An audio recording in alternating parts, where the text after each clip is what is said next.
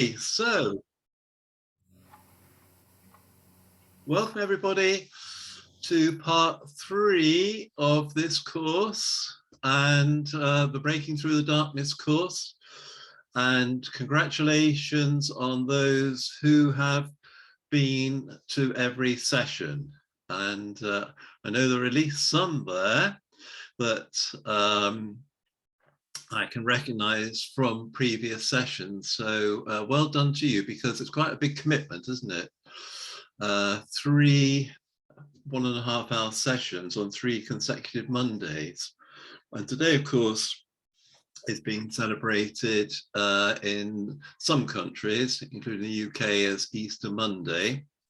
So it's a bank holiday, the sun is shining, so people may have gone out, for the day. But not to worry, anyone who wants will be able to see not only a recording of this part of the course, but also the other 2 previous sessions. So you'll be able to look at it on Inner Space YouTube at any time.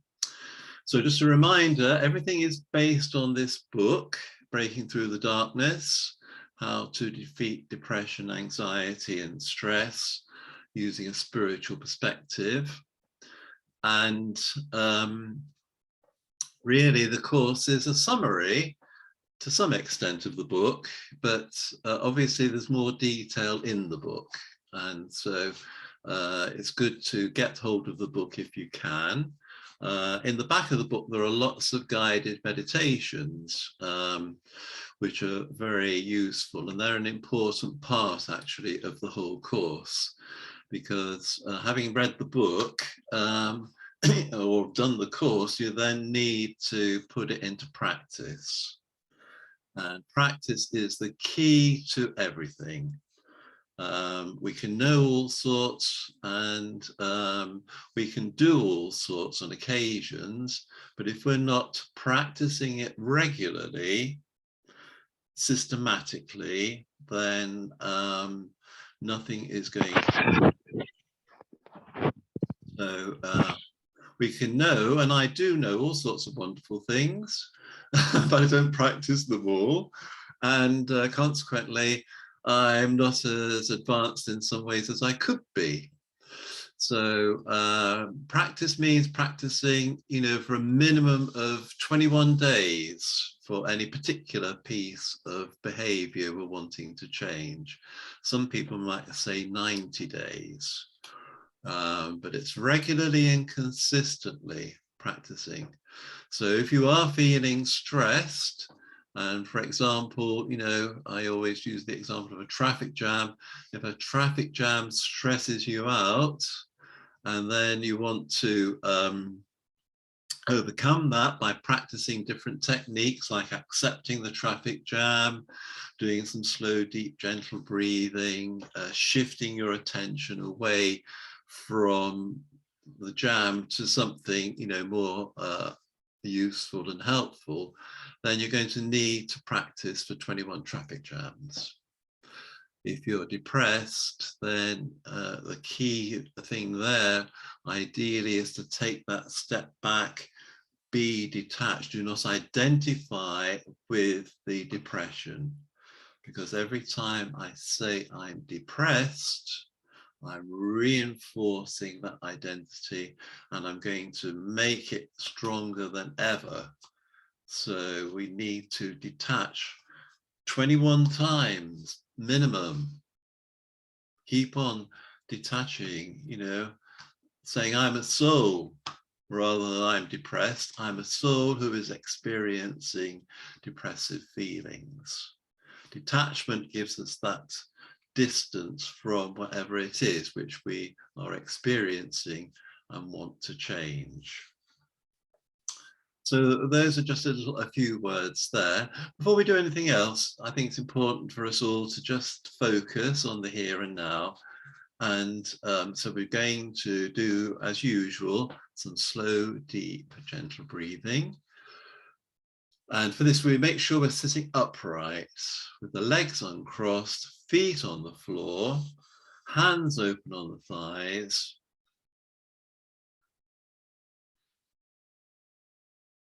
And then start breathing in through the nose, filling the lungs from the bottom to the top.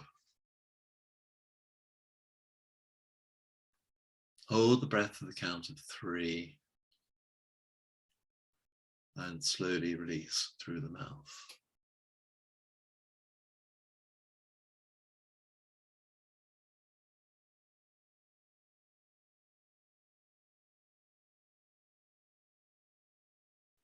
And just focus on your breathing to begin with. Watch the breath going in and out of the body.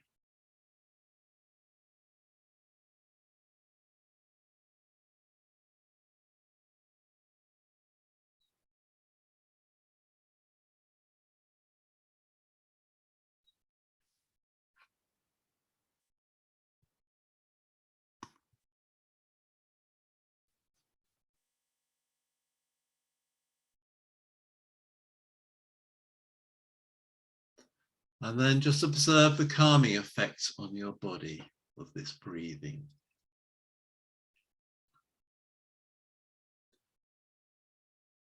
Observe all the tension flowing away.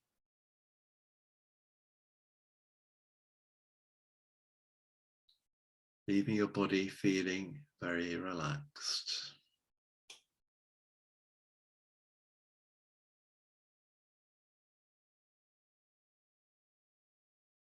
Observe how your mind is calming down, slowing down.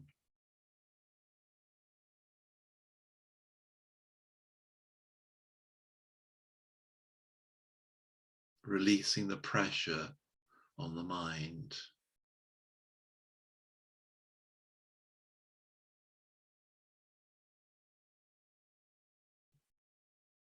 And observe how you're feeling more peaceful.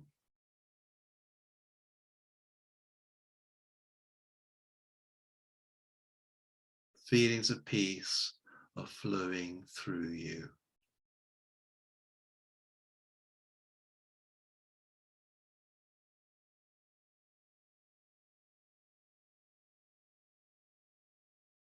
And you're feeling calmer, happier, more positive, more content.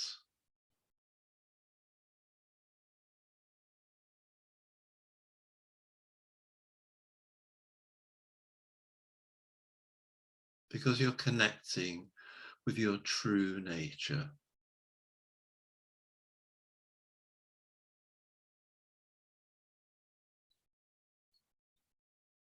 Your true spiritual nature.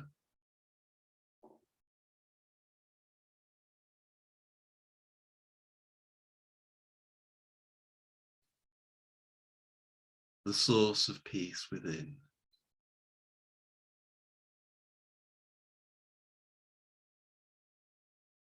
And just enjoy being you for the next few moments. A being of peace.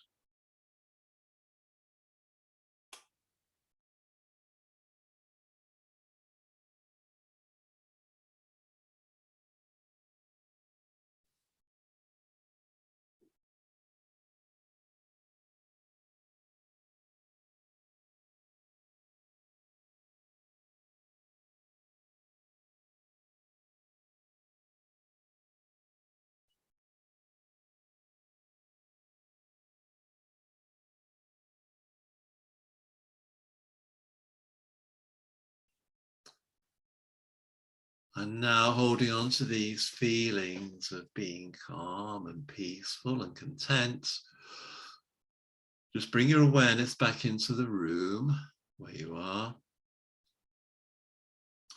And then just look around you and smile. And just prepare yourself now for the next hour and a quarter or so. Good. Okay, so we've gone on a journey, and maybe I'll just very quickly go through some of the PowerPoint. But before that, maybe I'll just check whether anyone's got any questions at this moment in time from last week or the week before.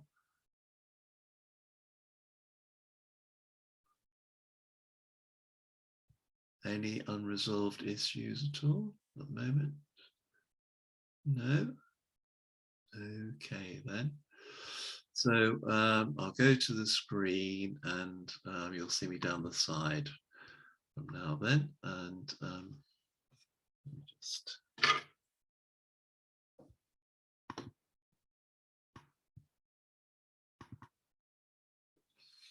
here we go. So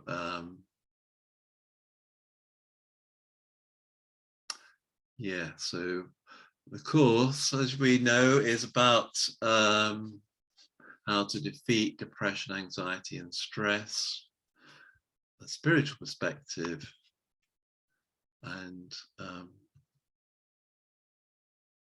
really it's about learning to be happy again. And so we've already mentioned the note of caution.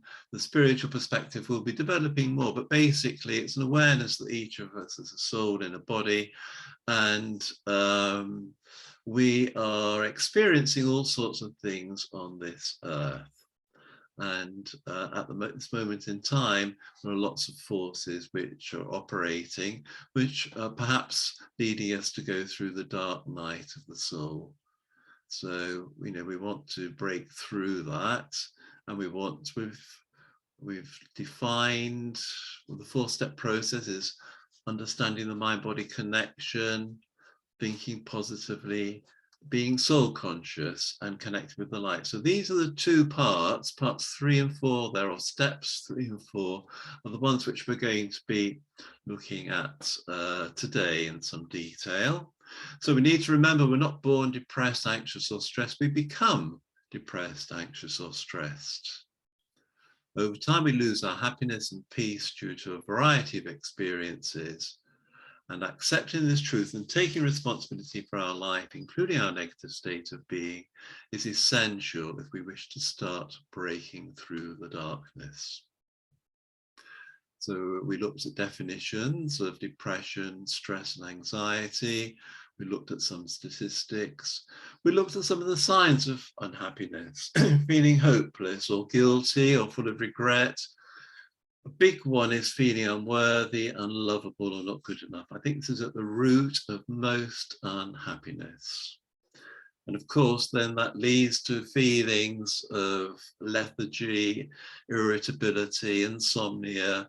We might eat too much or too little. We may withdraw. All sorts of things will happen because we feel not good enough for whatever reason.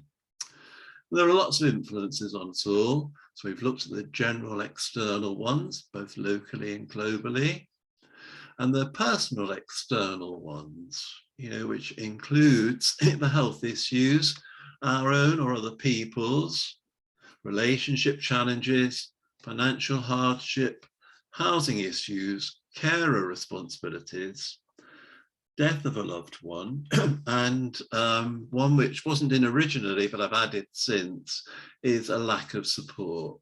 You know, so many people now are living by themselves, or through COVID, they've had to withdraw so much from other social activities that they feel cut off. And maybe their relatives are living, you know, far away, and they're confined to the house, even after lockdown now, because a lot of people are still working from home, and they don't go out anywhere or do anything apart from looking after, say, family and taking the kids to school, but they come back to the home and can feel very isolated and unsupported. And then, of course, we've got all the internal influences. You know, like our personality type. If you're an A-type person, you want everything under control, everything's black or white, etc. And you're going to find it much harder to cope with all the constant change which is going on in the world, compared with maybe with a B-type person who tends to go more with the flow. And then, of course, how we see ourselves, our self-identity, absolutely essential. Our attitude, you know, if we have a negative attitude towards life, it's going to color everything. If we have negative beliefs about ourselves or others, that's going to drag us down and reinforce our low self-esteem, maybe our guilt or shame, and all unmet emotional needs, which go back to adverse childhood experiences. And again, we've looked through those. I'm not going to mention them all again, but they do have a profound impact both on our behavior and our mental health. And this is because as a child, many of our primary needs were not met. In other words, we didn't feel valued, we didn't feel safe, we didn't feel cared for in some ways.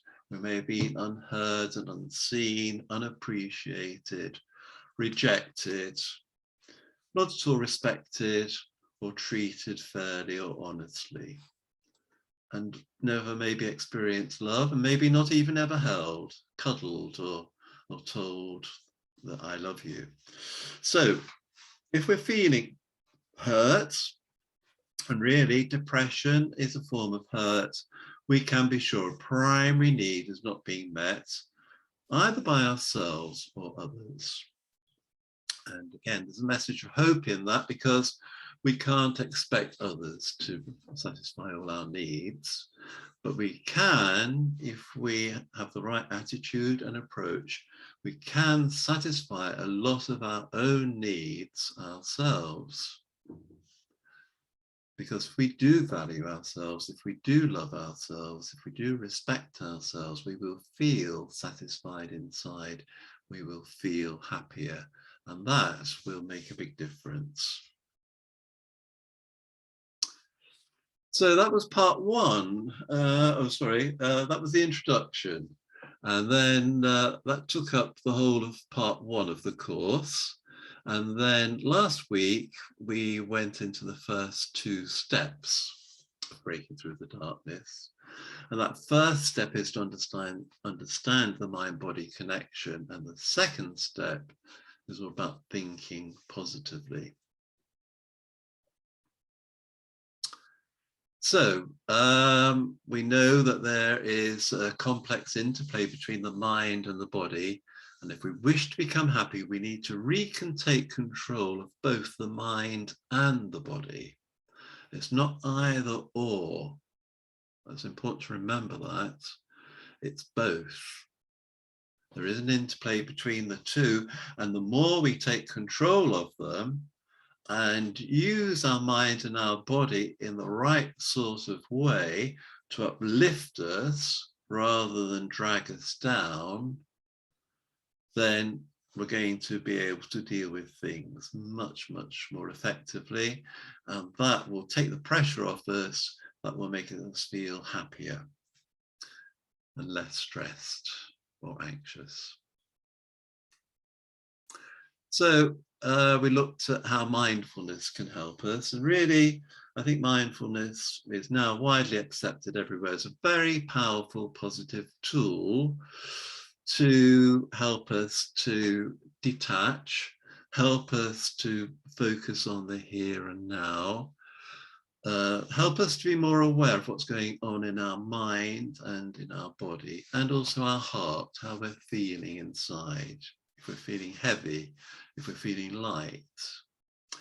And it helps us then to become like the observer, and the observer encourages detachment. And when we're detached, we're more relaxed and we're more focused, and we can then take our attention away from any unhappiness and deal with it more effectively. So mindfulness is an important way, and it helps us to understand that mind-body connection. And then to understand that further, we looked at the 4 dimensions of renewal, which is another way of saying we've got to sharpen the saw of our life so that we're dealing with things more effectively. Because when we're not dealing with things effectively, then we trigger off that fight or flight reaction. And then that has a powerful impact on the body and causes all sorts of physical and mental conditions, as we've seen. So we need to, on the physical side, exercise regularly, eat and drink well, and sleep well. And so we looked at some of the things you can do, about drinking more water, reduce comfort eating, reduce the meat intake, especially red meats. And we mentioned the vibrations around the meat, which has been from the animal, which has been killed in a state of fear and tension, and how those vibrations can actually, when we eat them, affect both our mind and our body. So better to eat more fruit and vegetables, good to avoid the 4 white poisons, that is the processed sugar, salt, flour, and rice. And if we can, eat healthy meals cooked at home with love. So we put loving vibrations into our food rather than angry vibrations or rushing vibrations. That food will, because of the mind-body connection, it will have a calming effect on us. So diet can definitely help. And then we looked at ways to sleep better, because sleep is crucial, good quality sleep. So we looked at avoiding caffeine and other stimulants, etc. Finishing your day on a high note, rather than going to bed worrying about the things you haven't done or the mistakes you've made, blank all that out and think of one good thing you've enjoyed during the day, or one good thing that you've done, or one good thing that's made you feel happy. Because that will shift the mindset, so that will enable you then to go to bed more happily, rather than being full of regrets and disappointment and things like that. So a lot of these points in a way are common sense. But we're living in an age in which, common sense seems to have been forgotten, or it's got overwhelmed by all sorts of other things. So, and then I asked you to think of 3 ways in which you currently look after yourself, and then another way in which to sharpen the physical aspects of your soul. So it's good to pause for thought every now and then. So we won't pause just now, but we will pause in a minute. Mental sharpening, very important to watch our mental diet and protect ourselves from all those negative influences which could drag us down. So we looked at the social media and things like that, the importance of reading uplifting and inspiring books, watching feel-good movies rather than ones full of sex and violence, which will stimulate your adrenaline system and generally unsettle you. And the importance of relaxing music,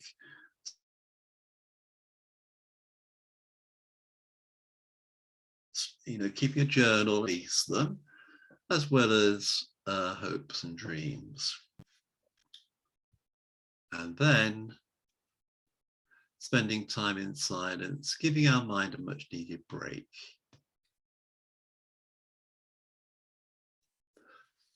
The social and the emotional sharpening, very important for anyone who's feeling at all anxious, stressed, or depressed. Talk about it. Find someone you trust, find someone who will listen.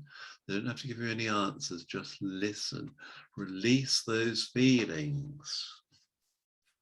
Particularly important for men. Ask for help. And then value and appreciate family and friends. I think we can take people for granted, and they say you often hurt the ones you love, but the ones we love also need not just the hurting bit when we want to relieve our frustration, but they also need signs of love from you. And then the importance of having a hobby, something to take you out of yourself, something that you enjoy, something that makes you feel good. And there's nothing wrong with this. You know, do some voluntary work, get a job. You know, it's good to do something you enjoy, not feel guilty or bad. Oh dear, I shouldn't be doing this. I should be looking after other people. I should be changing the world. That's something which I've spent a lot of time doing. But yeah, you have a right. This is important. You have a right to take time to look after yourself. And you only have to remember what the air hostess says in the plane, you know, when they mention the oxygen masks, they always say, put on your own mask first before helping anyone else, including your babies, say, or your children. Because if you're not looking after yourself, you'll burn out like I did, and you'll be of no use to anybody.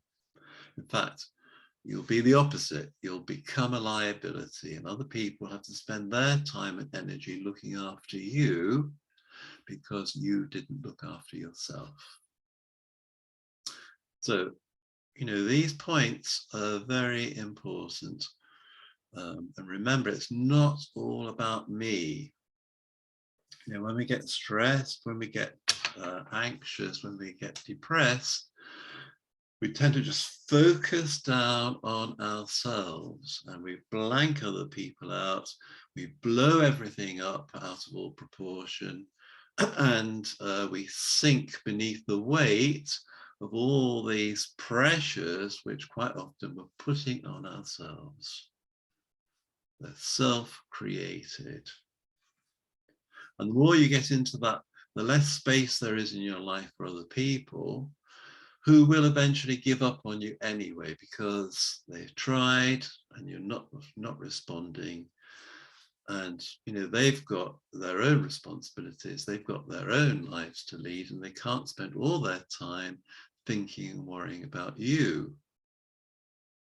So you need to take control of your own life. We all do. When I say you, I'm talking about me as much as anyone else. It's not a case of blaming, it's not a case of judging, it's not a case of finger pointing, saying you've got to do this. Not meant in that sort of way, but when we look at it objectively, we really all need to take control. And when we feel in control, our lives will work out much better than if they're spiraling out of control.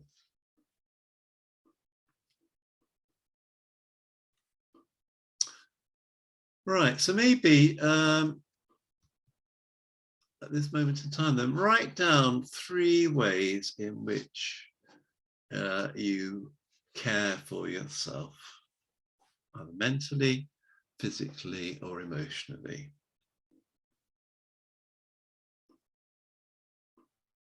So what are you doing to sustain yourself? What are you doing to make your mind and your body healthier?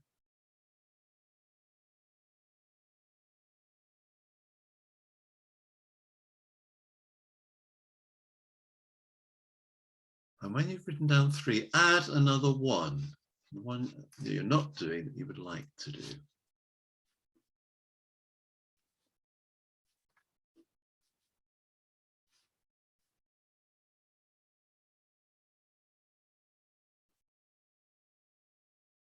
And if you can't think of 3 things you're already doing, ask yourself, why?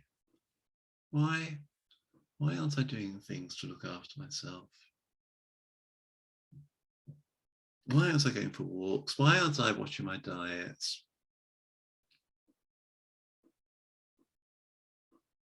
Why aren't I keeping the house clean and tidy?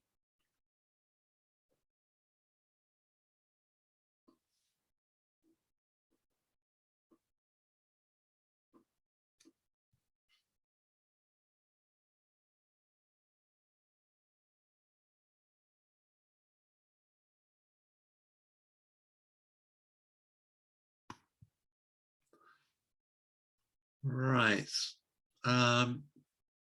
So now, would you like to put in the chat box the extra thing you're going to do that you're not currently doing? So you're making like a little commitment to yourself, and you're putting it online now. I am going to ... the fourth thing, the extra thing.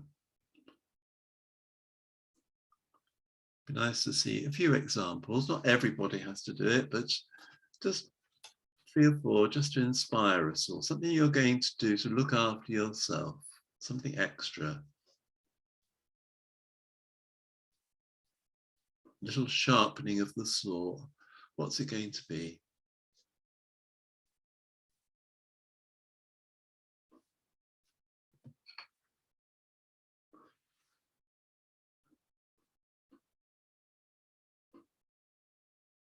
A list of what I'm not doing to take care of myself was longer.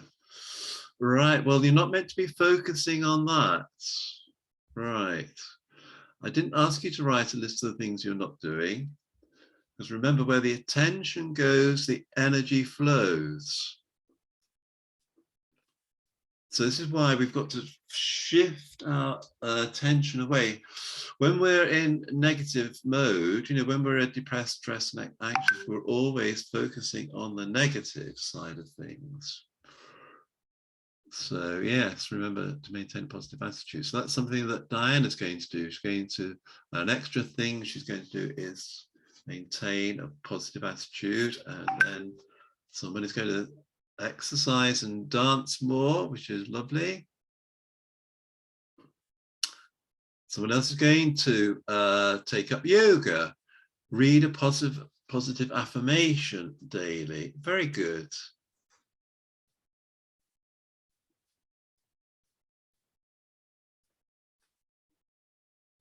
Okay, all right then, that's good.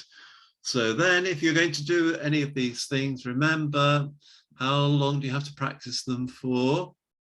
Can anybody remember how many times or how many days you need to practice the new habit? 21. Good. So it's nice to know there.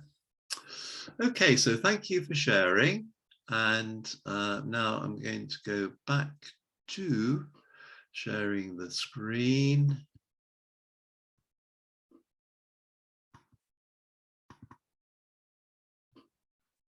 And we're moving on now. The spiritual sharpening, Stephen Covey mentions the value of clarification and the commitment, study and meditation, yes. So step 2 was about thinking positively. And Matt Haig, he's one of my favorite authors actually, because he was very depressed. He's one who wrote a book, 100 Reasons to Live, because he was so depressed. He didn't know where he was going or what he was doing. So he started writing reasons to stay alive. And so he came to the conclusion depression is a disease of thoughts. I like that. So on the website, breakingthroughthedarkness.com, there's quite a few quotations by Matt Haig. And he's since gone on, you know, to become a very successful writer. And one of his books, which I'm reading at the moment, is The Midnight Library. And if you're miserable or depressed, it's a good one to read, because the heroine, or this character called Nora Seed, you know, she is totally fed up with life and is about to commit suicide when she's whisked off to the Midnight Library and is given the opportunity to go through all the possible lives she could have had and get rid of all her regrets and realize just how important her current life is. And it's quite uplifting, actually. So there we go. So remember, you know, we've got a very powerful resource within us, which is our ability to think and create thoughts. And they will determine the quality of our life. So we may not be able to control the events that happen in our life, but we always have a choice as to how we see and handle them. That's important to say. We have a choice over how we see them, because that's going to have an important impact on how we deal with them. And the choice was between the glad way and the sad way. So you can look that up afterwards. The glad is based on giving, loving, accepting everything, and being detached. And the sad way will lead to stress, anger, or depression. So really, we need to be looking inside ourselves. We're on this journey going in, and we're looking at what's going on in our heads. What sort of thoughts are we creating? What sort of thoughts are we feeding? Are we always nurturing negative thoughts? Are we always expanding the negative thoughts? Are we always blowing them out of all proportion and catastrophizing everything? So rather than go in that direction, we want to go in the direction of positive thoughts, which bring benefits to ourselves, which enable us to look for solutions, which help us to make the best of every situation and help us to feel good. So we do that by changing individual thoughts, by replacing old negative beliefs with positive affirmations. You know, I am happy, I am peaceful, I am loving. Changing the mindset, changing the messaging that's going on in the brain. Changing the neural pathway so they don't always go down the same dark hole. And then we use the power of our imagination to visualize the best for ourselves. We visualize ourselves being happy, being free of worry. We visualize depression just leaving us like a cloak that we let go of. So there's a nice, maybe I'll read it out to you, this visualization about, I see about the cloak. I drop the cloak of depression. Depression is like a black cloak that surrounds me. Dark and heavy, it weighs me down. With courage and love, I untie the cloak and drop it to the ground. With hope in my heart, I gently step away. Light and free, I look forward to a brighter future. All is well. All will be well.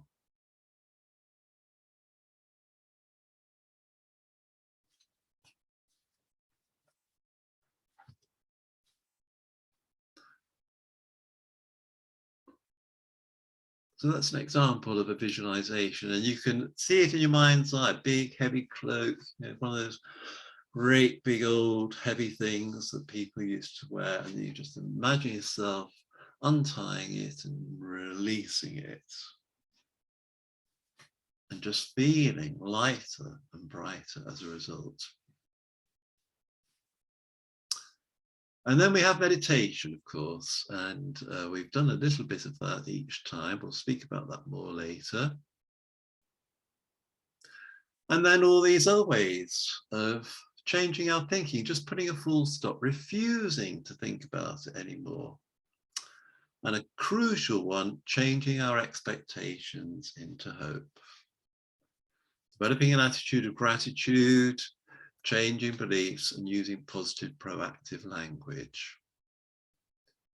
So these are some of the methods.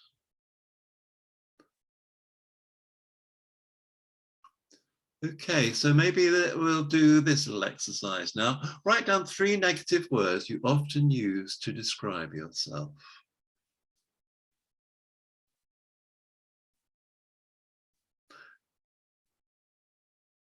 So very quickly do this. Notice how you feel when you think of yourself in this way. So if I think I'm stupid, I'm lazy, I'm unlovable, whoosh, the energy is going to go down. Okay, now having done that, write down 3 words to describe the nicer bits of yourself. 3 words to describe the good bits of you. I'm kind, I'm generous, I'm positive. How do you feel when you see yourself in this way?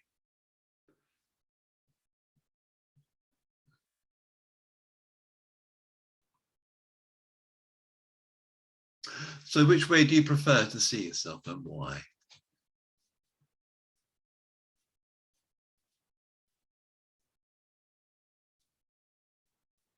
When we look at things objectively like this, we can see, well, obviously I would love to feel kind and generous and focus on the nicer bits of myself. But the habit of focusing on the other bits is so deeply ingrained that it's quite challenging to shift the attention away. But again, with practice, we can do that. So the way we think about things has a huge impact on our health, either lifting or crushing our spirits, depending on the type of thoughts we create in our mind.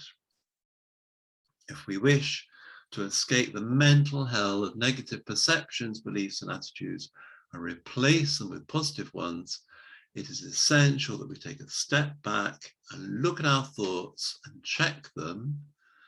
And if they're doing us harm, change them. So this process is known as check and change.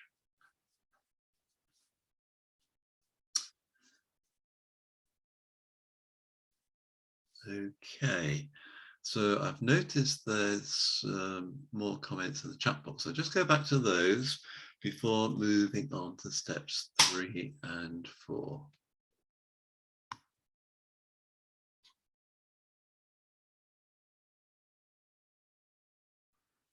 Good idea to simplify goals that are achievable, right?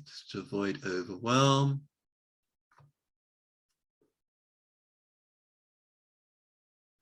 And definitely notice lovely feelings with the positive words, yes. So negative words have a low energy, a low vibration, which obviously drags us down. And positive words have a higher vibration, which will lift us up. And you may have heard of Emoto, and he really got into the power of words, and he put words like love and hate on bottles of water, for example, left the water for a little while, a day or two, came back, and the crystalline structure of the water, which had hate on the bottle, was completely damaged and going black, and was quite ugly. Whereas the crystalline structure of the water which had love on it was beautiful to look at when you looked at it through a microscope. So this is the power of words. And if we could remember that, all the time, this world would be totally different. Okay, so we'll go back now then. S stands for stressed. SAD, stressed, angry or depressed. Glad is giving, loving, accepting, and detached.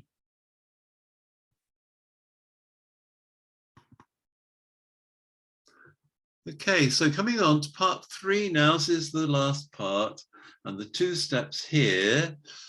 Step 3 is become soul conscious. Step 4 is to connect with the light. So step 3, become soul conscious. So I like this quote here by Jung, Carl Jung.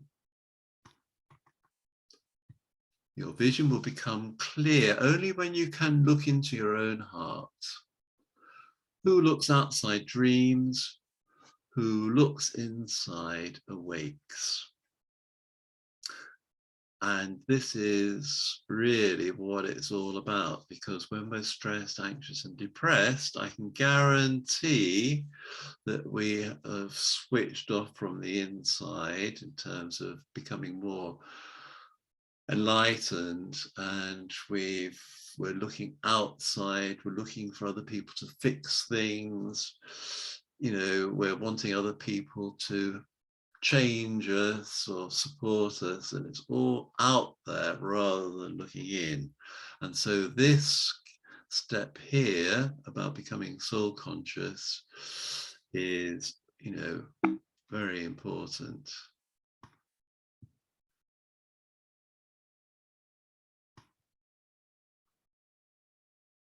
So really, we'll start off by looking at consciousness. Then let's talk about being soul conscious. What is consciousness? So consciousness is awareness of internal and external existence. We're very lucky, actually. We're unique in this world, human beings are, in that we have this ability to be aware of what's going on outside of us, and also aware of what's going on inside. That doesn't necessarily mean to say that we are aware, because sometimes we're conscious, sometimes we're unconscious. Sometimes we sleepwalk through life. And when we do that, of course, we then end up feeling lost and confused. We're wondering what life is all about. And rather than being awake and aware, we're just shut down, and we haven't got a clue really what life is all about. And there's a saying, I forget by whom, that the unexamined life is not worth living, because we're not opening ourselves up to all the different possibilities that there are in life. Possibilities for ourselves, possibilities for others, possibilities for seeing the world in much more empowering, exciting, unique ways.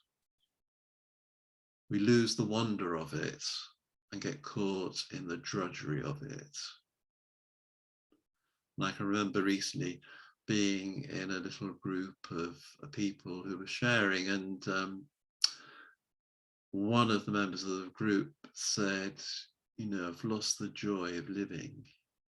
It's all drudgery. It's all, I've got to do this and that. It's hardly a minute to think, hardly a minute to relax, hardly a minute to check myself and see how I'm really feeling about things.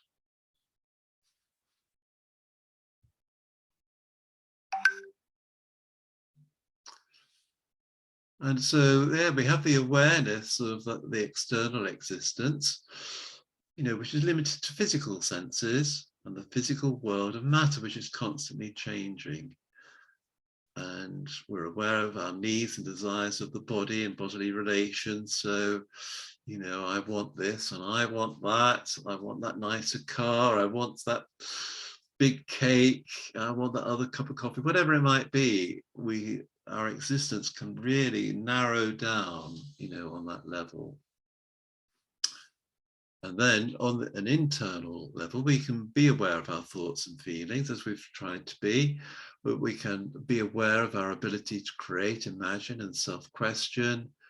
We're able to travel through time.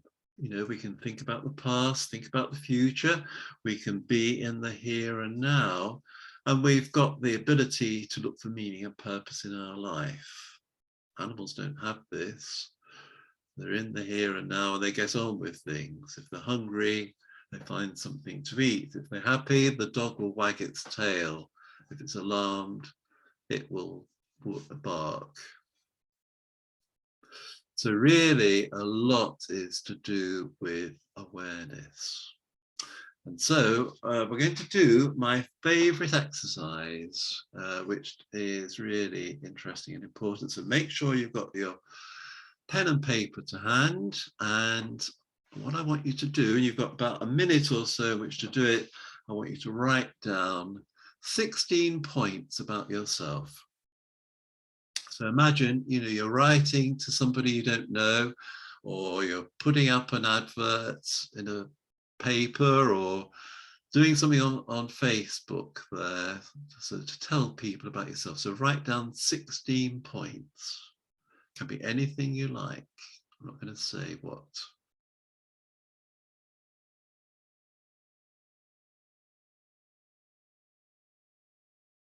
You've got 1 minute starting from now.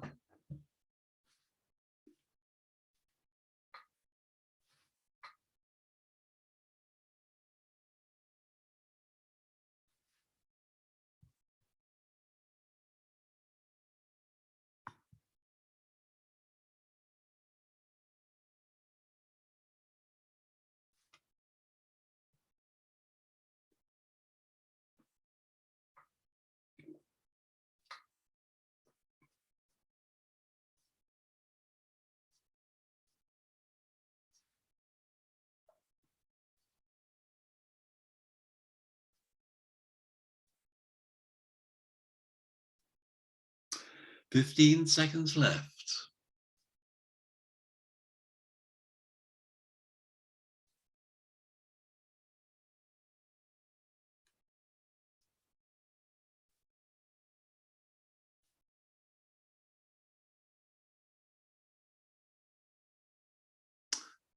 Okay, stop.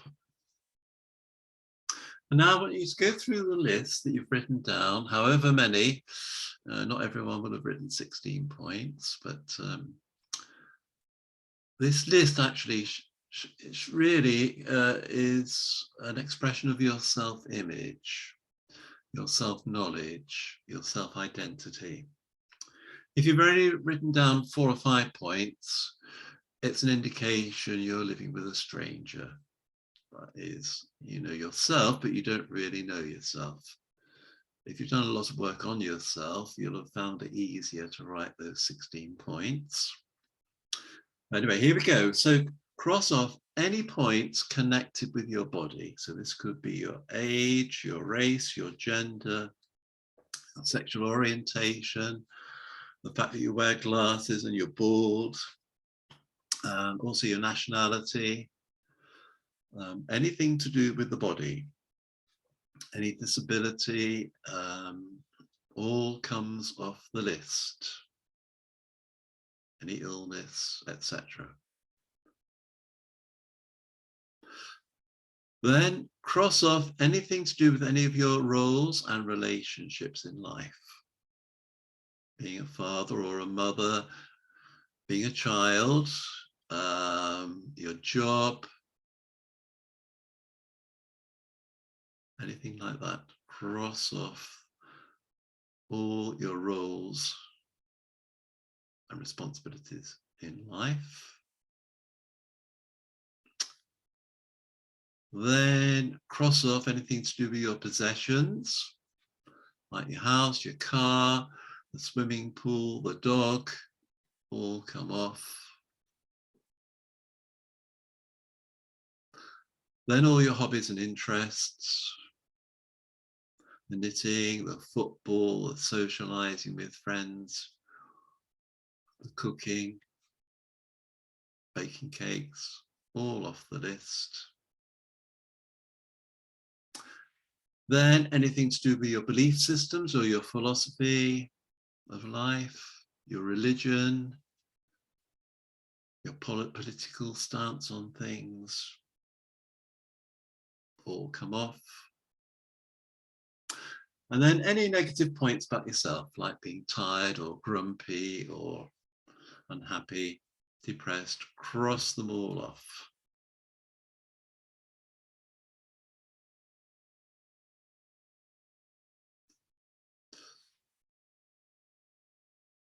Okay, so if you have anything left on your list, can you just type one of them in the chat box, please? There should be some things left on the list. So 3 or 4 people could type one of the things which they've got left on their list of 16 points which they wrote down.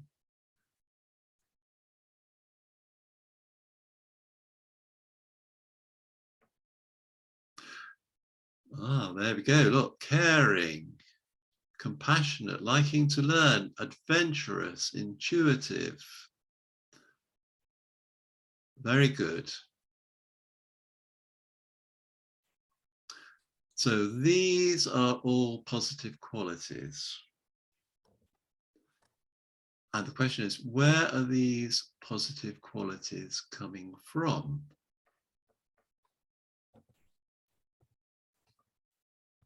They're coming from the inner self. They're coming from the inner being. They're coming from the soul, I would say. All the things that you crossed off, they all had one thing in common. Or 2 things, actually. They're all connected with the external world, and all of them could change one way or the other. Even one's gender these days can change. Our belief systems can change. Nationality can change. All those things can change. So this particular exercise is well worth doing. I never get tired of doing it myself because it shows us where we're at. It shows us how we're perceiving ourselves at the moment. So some of you may have hardly anything left on your list, and that's because you're more aware of your external identity. And then some of you may have written down 16 points which are all connected with your internal identity, with the sympathy, being supportive, intuitive, adventurous, compassionate, loving to learn, and being caring. They're all coming from the inside out. They are part of your spiritual DNA. They're part of your spirit, your own unique combination of spiritual qualities. And these need valuing and nurturing, appreciating. These are the things which are going to save you from a lot of unhappiness. These are the things which are going to help you to overcome any feelings of depression, any feelings of stress, any lack in your life will be overcome when you reconnect with your own inner treasures, if you like, your own inner power. So we're going to go into this in a little bit more detail now, so I'll start sharing the screen again.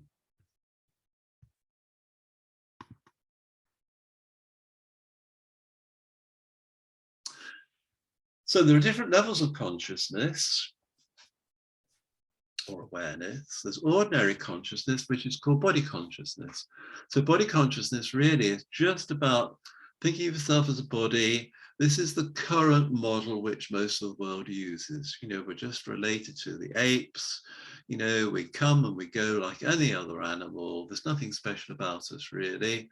We just sort of get on with it, make the best of this one chance that we have, this one life before, bump, you know, we end up cremated or buried out the way.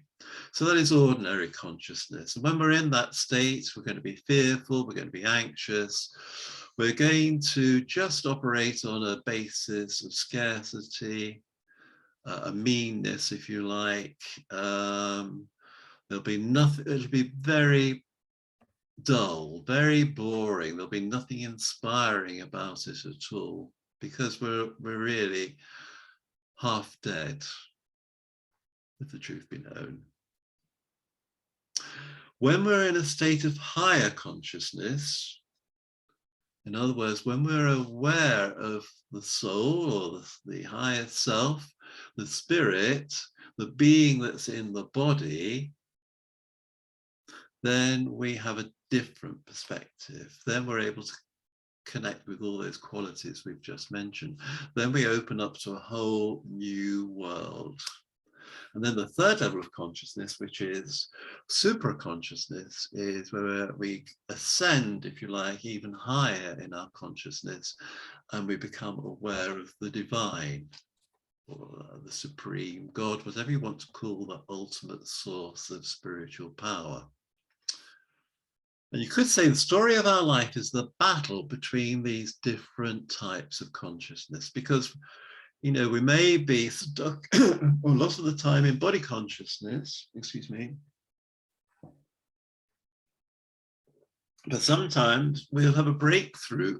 Sometimes out of the blue, we'll have a profound spiritual experience, which will make us aware of the fact that we're a soul rather than a body.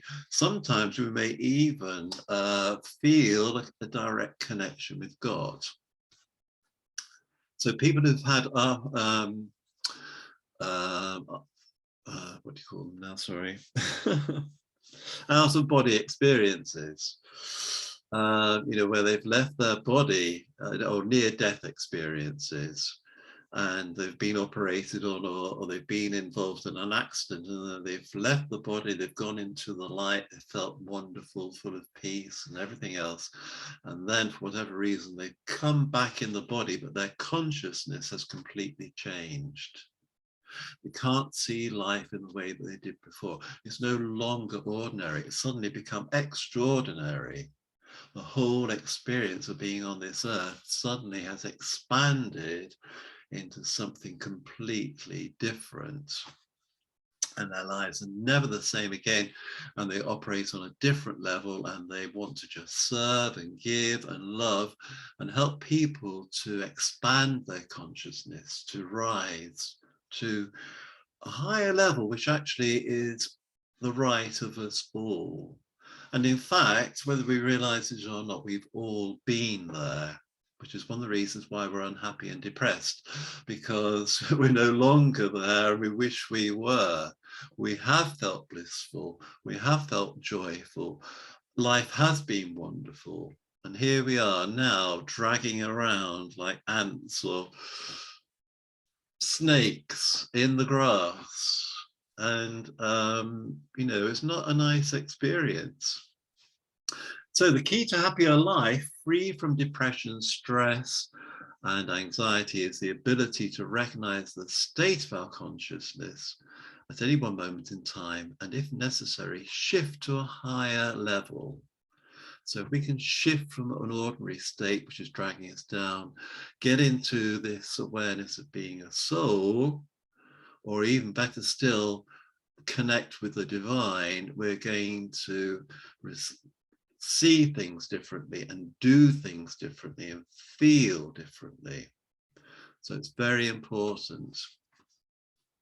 So that step 3 is about being soul conscious, being aware that we're spiritual beings having a human experience rather than human beings having a spiritual experience. And as we mentioned at the beginning, really, of the course, the soul is the life force of the body. Sometimes babies are stillborn, and one of the reasons is the soul never entered that body for whatever reason. So that spark of life, which sort of is essential to galvanize the body, didn't happen. So the soul definitely needs a body in order to express itself and to move around and to experience this life, but the body needs a soul. And once the soul leaves the body, some of us will know from having viewed the body of a friend or a parent or whatever, what is left is like a shell. It's not the person we knew. That person, that soul has left that body, and there's just like a waxwork almost left behind. So, depression often can be the dark night of the soul because we've forgotten all of this. We've lost the connection. We're overwhelmed. We're forgetting that we're eternal beings, that we're a tiny point of conscious living energy, and that originally we were full of peace and love and happiness. We've forgotten that we're visitors on this earth. You know, we haven't always been here. We've come from somewhere else. We've entered a body, or maybe we've entered a number of bodies over time, because I do believe in rebirth or reincarnation, and there's lots of other people in the world who do, mainly in the Eastern traditions. So Hindus and Buddhists believe in reincarnation or rebirth. So we're guests, because we don't really know, we don't belong here. So if we're a guest, then you can be a bit more detached about things. You can, like when you go on holiday abroad somewhere, you know, you're interested in it. You're looking around for all the things that make it special. We're like travelers passing through. Or another way of saying it is, we're there and everything is passing by us. You know, we're viewing everything going by, whether it's people, the weather, events, situations. So the earth is like our PlayStation on which we come and go. Now, if you have that sort of awareness, depression actually becomes something different, doesn't it? It becomes really a message, a gift, a messenger saying you've gone off course. Because, you know, the soul is alive and well in the body, but it's maybe overwhelmed, but it will feel the pain of not being happy. And if we do things which drain us and depress us, the soul will feel unhappy inside. And in a way, that's a reminder then, oh, I'm unhappy. I need to do things to make myself happy again. So crucial to know, who am I? And this is the foundation of the Raj Yoga meditation course. We ask ourselves that question a lot. If you know the answer to it, you're going to find it much harder to be depressed and stressed and anxious. If you don't know who you are, then you won't know where you're going. You won't know what to do. You're going to be lost in the darkness. So really, this is all about waking up, remembering I'm a soul. I inhabit this body. I experience many things, including feelings of depression, anxiety, and stress. I was born to be happy. I'm on a journey to recover my happiness. I am the observer and the witness of my life. And I am the master of my life and my destiny or destination. So again, I mean, we're just going through this briefly now. You can refer to the book, you know, and you can look back over this PowerPoint. I can send you the PowerPoint afterwards if you want it, if that will help, because that's what we're here to do, to help in any way we can. So really, it's all about opening our third eye. And I love this expression, the third eye, because we have two physical eyes through which we see this physical world all around us. The third eye is the eye of self-realization. And this is an expression really from the Hindu tradition. It's the spiritual eye, the eye that helps us to see the world from a different perspective. And often you'll see Hindus with a little tilak in the center of the forehead there, a little jewel maybe, like a little diamond-shaped jewel, or maybe a red mark, to help themselves and others as a reminder that I am a soul in this body. And quite often the soul is seen as a point of light in the center of the forehead, actually behind the eyes, near the hypothalamus. So the soul is there as the driver, the equivalent of the driver of the car. Or really the computer operator would be a good analogy. The brain is the computer operator is the soul that's receiving information from the brain, processing it, and then sending out other messages, other ways of thinking and being if the computer operator is awake and aware. So once we open the third eye, then we become aware of other things in life. We become aware of the fact that we're all spiritual beings. Everybody in this world is a soul. And if we start looking at them as a soul rather than as a body and the shape of the body, the color of the body, and all the other things connected with the body, a lot of prejudice, a lot of resentment, etc. will disappear. We won't want to send people to Rwanda to get rid of them because they are our brothers and sisters. And they're giving us an opportunity to practice love, generosity, kindness, acceptance. So soul consciousness changes the way you think and way you feel. Our home is their home, our land is their land. And we've already seen that 200,000 people have offered to care for a family or individuals from Ukraine. So people are naturally kind and generous. And in this world, we need to nurture that in ourselves because there are forces around that want to squash that and destroy that for their own ends. So again, we need to be aware of the law of karma because what we give out, we'll get back. What we reap, we will sow. Spirituality also opens us up to the nature of the divine, because then if we can connect with the divine, that will make our life a lot easier if we're able to understand and accept what that energy is. Of course, opens us up to things like forgiveness and compassion, seeing life as a play or a drama designed to bring out the best of us. You know, if we didn't have challenges in our life, how would we learn and grow?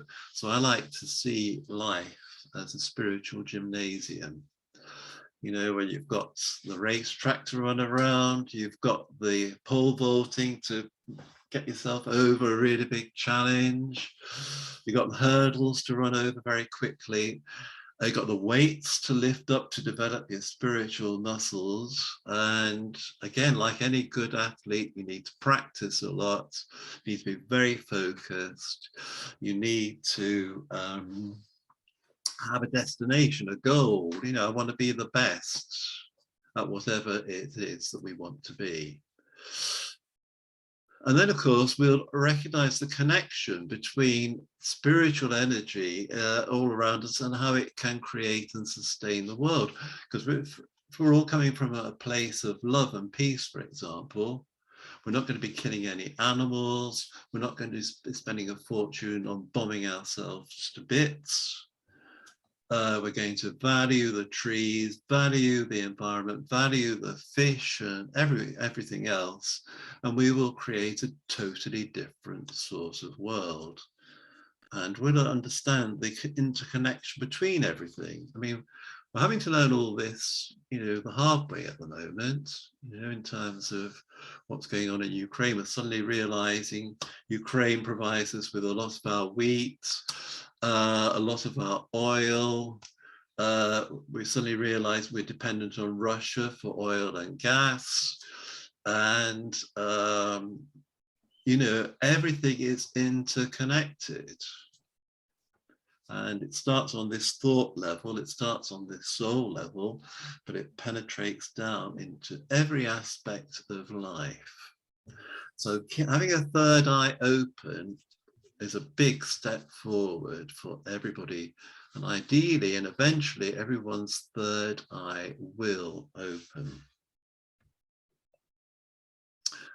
So, you know, how are we going to keep the eye open and how are we going to nurture the soul? So really, introversion is the answer, going within, creating space and time to think about things, creating stillness and silence inside, and studying spiritual knowledge, which will help us to understand what life is all about, where we're going and why things are happening.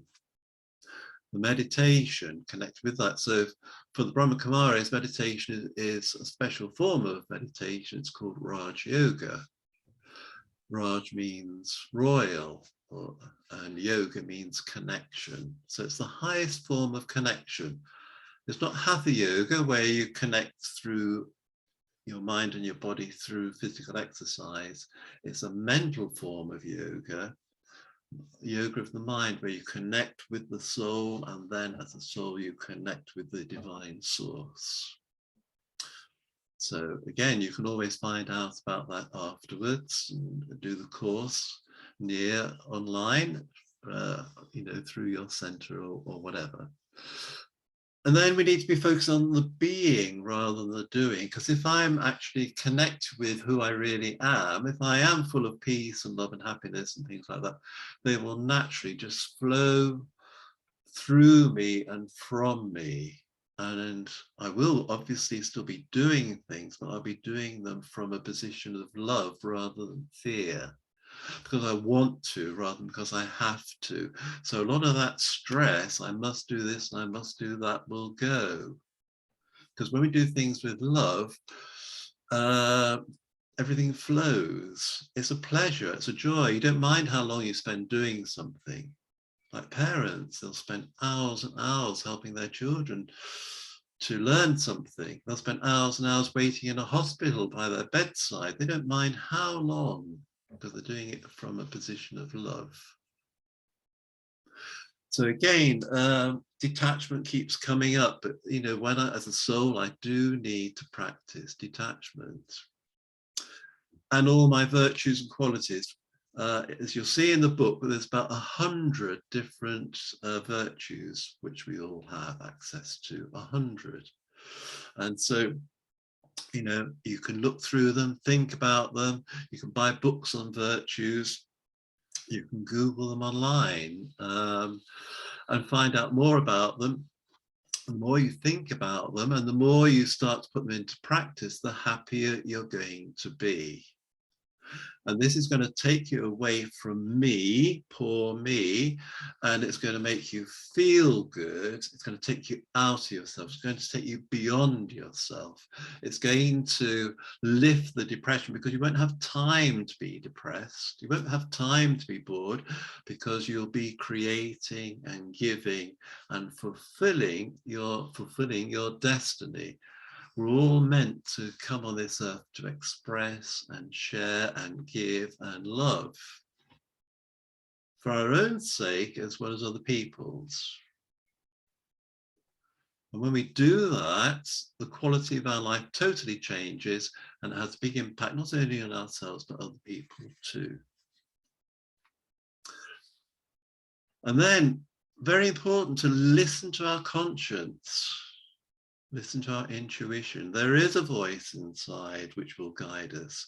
There is a voice inside which will say, do this or that. But we have to create the mental space and the stillness to hear it and then follow it. And I'm learning to do this more and more. It makes life really quite exciting. Following your intuition, not doing what you would normally do or what other people might expect you to do, but say, no, I feel I need to do this. And when you do it, the energy flows and you get into the flow, and it's meant to be, because everything happens almost automatically. And then we need to remember that mantra, Om Shanti. Anytime we have a challenge, anytime things are difficult, Om Shanti. Om, I'm a soul. Shanti, peace. So I'm a peaceful soul. This will calm me down. This will steady me. This will detach me. This will enable me to see things as they are. This will enable me to make better decisions. And then through all of this, we can create a brighter future. So the summary of part 3 then, to be soul conscious, opening the third eye can be life-saving and life-changing for someone who is experiencing depression, anxiety or stress. excuse me, helps us to understand some of the root causes of our darkness and offers empowering and enlightening ways to shift into a happier way of living and being. Now I'm going to stop here just for a moment in case anyone's got any questions or comments. I am aware of the time, but as this is the last part of the course, and as we did start a little later than scheduled, I am hoping Nina will allow me to carry on for a few extra minutes. So I'm going to stop share for a moment just to see if there's anything here. Hi, Beth asks, what is the book of the author you're reading? It's Breaking Through the Darkness by someone called John McConnell. In other words, it's me. Right. Oh, well, Linda's already saying thank you. I haven't finished it yet. Is it okay, that part then, that soul conscious part? Nobody's got any questions on that? Okay then, so we'll go on to the last part. And that is connecting with the light. And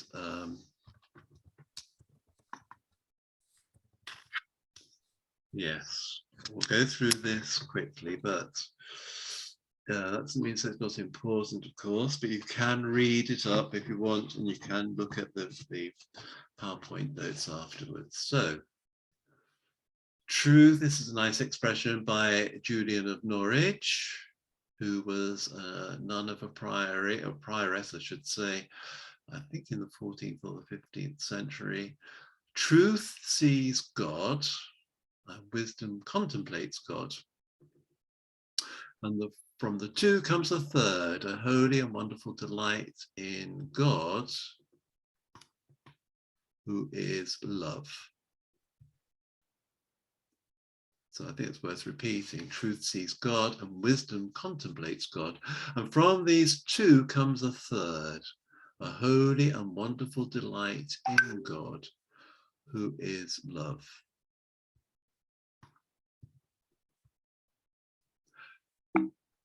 So, yes. So really now we're on to part 4, connected with the light.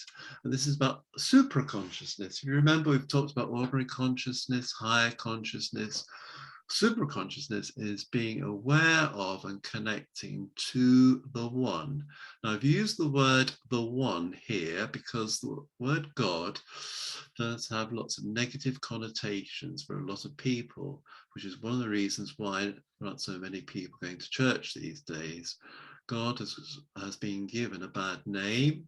God is associated with lots of violence and wrath, and unfortunately a lot of abuse through the different religions, where over time they have degraded and gone away from the love and the peace and the happiness which they were founded on. That's not to say it applies to every person in a religion or to every leader in a religion. I'm not saying that at all, but there's a lot of disillusion about religion in the Western world in particular.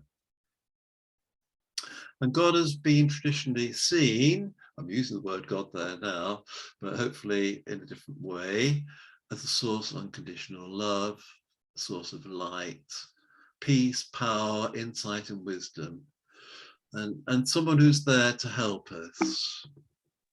And we can say someone because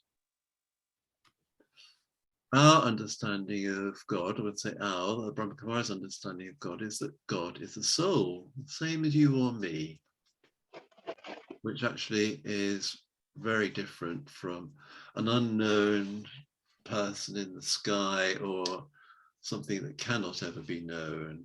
God is a soul,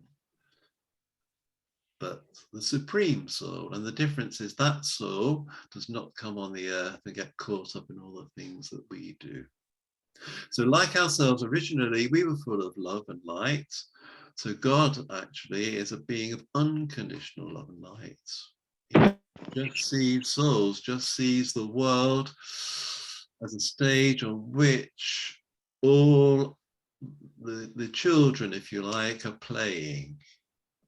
The children have free will. The children have to learn. And God is like an observer watching the children, having good times and bad, and at the moment making a mess of things. And so God is like a spiritual parent, a being beyond duality, the one who restores peace and happiness to the whole world through the power of pure spiritual energy. Now, this is an understanding which you will get from the Brahma Kumaris. You'll get it from other people who've been on a spiritual search, but it won't necessarily conform to what traditional faiths may say. And these are thoughts for you to consider. Nobody's trying to convert you to anything or whatever. At the end of the day, you have to come to your own conclusions about everything. And this is really what spirituality is about. It's not about organized religion. It's not about ritual. It's about exploring who you are. And it's about the spiritual perspective. And it's exploring about the bigger picture, the cosmos, the source of life, the source of knowledge. The one really who, if you look at the world or everything in the world, it is, when you go into the science of everything is interconnected. There is a pattern of beauty and order in everything. Just think of a snowflake, for example. Think of a flower. There isn't anything ugly in nature. It doesn't start off ugly. It becomes ugly maybe because of what happens to the soil and the environment, but nothing is ugly to begin with. It's always beautiful, and that really is a reflection of the divine. So if you want to get there, you need to open your mind like I did. I found it very hard to get back into God because of all the things that happened to me in God's name as a child. So really, we have to open our mind, experiment, think of times when you've had a spiritual experience, and most people have had an experience which they can't necessarily explain or understand. Maybe a thought, a feeling, an image, something would have happened. So open your own mind. This is, there's more about it in the book, but just experiment and align with the divine. So aligning means tuning in our energy. So, if God or the divine is operating on a higher level of vibration, if you like, then ideally if I want to connect, I need to operate on that same wavelength. And the wavelength which connects us is soul consciousness, because that's a higher level of consciousness. It's a different energy, it's a different vibration, it's beyond this world. And when I go beyond this world, then I can tune into other energies which are beyond this world. And then I can start experimenting in a world which goes beyond time and beyond space and beyond matter. So we go into the unlimited and our consciousness expands accordingly. So this is up to us. We don't have to do it, but if we're wanting to be truly happy, if we really want to get rid of the depression and things like that, then it's important to at least experiment in that way. And then a crucial step, which has really helped me enormously, is surrendering, giving up all the things that are dragging me down, giving up all the pain of various incidents, giving up all the anger, the resentment, the bitterness, and all those past traumas, what we had as a child. If we keep on carrying on holding them, we're going to end up, even more miserable and depressed than we have been. So I can let go of all of that if I connect with the divine, and you don't have to believe in the divine for this to work, you just need to experiment and try. So there's different ways which you can do, which are explained in the book. I mean, I know in meditation, I was thinking of being peaceful, and I said to myself, I am a peaceful being, you know, Om Shanti in other words. And a little voice inside said, oh no, you're not, you're full of anger. And then I thought, all right, let's look at that then. And I went back over my whole life and thought of every time when I'd got angry. Obviously, I wasn't able to remember all the minutiae, but I could remember the first time, for example, when I was in a pram and my grandmother pushed me out into a basement yard in a tenement block and slammed the kitchen door on me and left me screaming with this high wall all around me. I remember that. And so, and various other incidents, not connected with her necessarily, but with other times in my life. And so I said, right, I let go of the angers. You have to let go of the feelings connected with the experience. We don't want to deny the experience, but we want to let go of the feelings connected with it, because it's those feelings which get triggered a lot. So I went through and let go of the anger connected with various things. I then went back and forgave everybody, one by one, incident by incident. And after 2 hours, I came out of there as high as a kite, out of the meditation room, feeling really light, really happy. So this is something that you can do. You can write everything down and give it like a form of prasad, if you like, to God. Burn it in a safe place or tear it up and bin it. But just by offering it, by giving it, by offloading it, you will actually feel much better. So remembering to surrender really does work. There's more details in the book. And then recharging yourself. Now, this, again, I think applies to a lot of people who are depressed. I would say are older souls. They've been around for more than one birth. They've been through a lot of stuff, especially towards the end of their births, because our understanding is every soul, when it comes on the earth, for 3/4 of its time on the earth, it will be either very happy, blissfully happy, happy, or quite happy. So only in the last part that things get really tough and we become really unhappy. So in other words, our batteries have drained and life is really like going through sludge. So how do we get out of that? We can connect with the divine, can connect with the Supreme Soul or the Supreme Being, as we often call that soul. And when we're aligned and when we will receive spiritual energy, we will receive spiritual power, we will receive support, which will give us the strength to overcome whatever it is we're facing, but also we'll get even more energy so that we become more peaceful, more loving, more giving and engaged with the world in a different way. And so in the book, there's a quote from somebody called Anthony Strano, who had a very close connection with God. And the way in which God connects is through grace. And this is how Anthony Strano describes it. Grace is the magic ingredient that transforms everything. Grace is God's power.